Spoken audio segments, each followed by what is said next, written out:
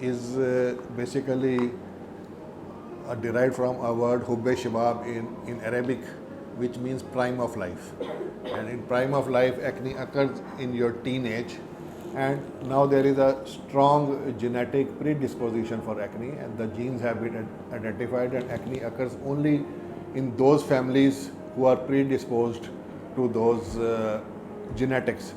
In addition, other fact, if you have a positive genetics, then your hormonal levels in the female cycle, then your diet, and the number three most important thing nowadays is the stress, which matters. Nowadays people are in a habit of taking a lot of junk food and fizzy drinks and all that, and in addition of stress, which causes acne. Acne is now 100% curable. Various treatments of acne, there are various treatments for mild acne which contain mild antibiotics and topical treatment. Then there are some specific treatment which are catered according to the need of the patient.